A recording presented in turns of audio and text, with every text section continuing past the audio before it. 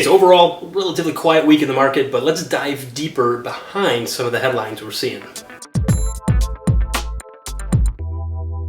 Hey, welcome to this week's Mortgage Minutes with Mitch. I am Mitch Jenkins, Senior Loan Officer with Your Home Financial. And so I do want to point out one thing here. I don't like to be negative. The media already does a great job of reporting all the negative news out there. But when you have, one side of the political aisle screaming that everything's great and we have record growth and, all this is wonderful, it's not telling the whole story. So I just feel the need to kind of fill in some gaps here and make sure that we understand what's really going on with our economy.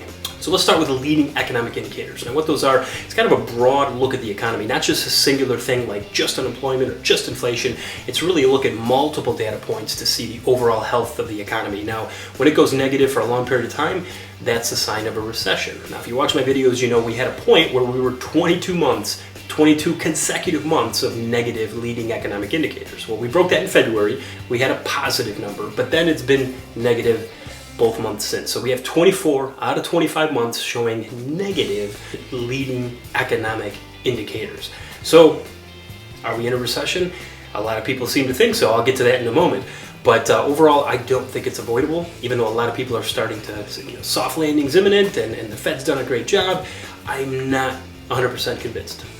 Now, one thing to talk about that I rarely bring up, if ever, is durable goods. So in a quiet week, pay a little bit more attention to some other things, but this piqued my curiosity because of it was the latest victim of the negative revision. So we've been seeing those in employment numbers, we've been seeing those in inflation numbers, so now in the durable goods order. So why does that matter? Well, durable good orders are basically all the orders of manufacturing that we have kind of tell us what's on deck, what's coming. So if we have more orders and things are positive, that's good for the economy. That means a lot of manufacturing and productivity and thus jobs being created. But what we're seeing is last month, although it was positive, the prior month was revised way down. So when we had some super high inflation numbers and strong job numbers, we also had a strong durable goods order.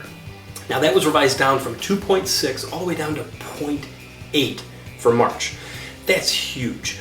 So what that's telling us is a lot of the projected strength of the economy was scaled back quite a bit because the numbers were not as strong as initially reported. So when you have a revision from 2.6 all the way down to 0.8, that's massive. Now, if you look at the graph here, you can see that the numbers do vary wildly. 1 month they're way up, 1 month they're way down. But really, if you look and kind of average these out, we're on the downswing. Things are slowing down. It's important because if you look at what's being ordered, you have less goods being ordered. That means less goods being produced, less goods being sold, ultimately leads to less jobs in the overall economy.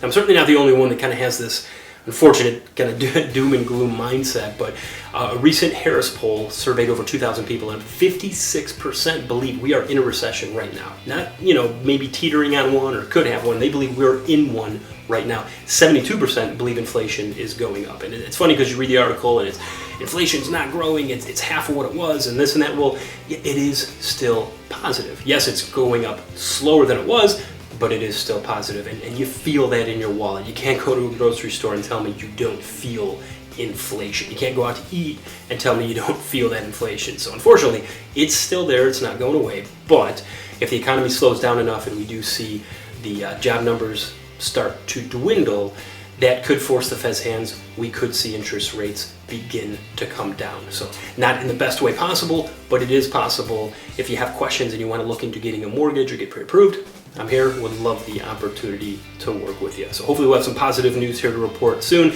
Next Friday is the PCE report, the Fed's favorite measure of inflation, so we'll definitely have some news for you then. So this weekend, get out there and enjoy it. Don't forget why we have the extra day off. Memorial Day, thank you all those who have served and given the ultimate sacrifice. So on Monday, if you can, join me at moment of silence at 3 o'clock and just quietly in your hearts thank all those who sacrificed everything. So as always, thank you so much for watching. We'll see you next week.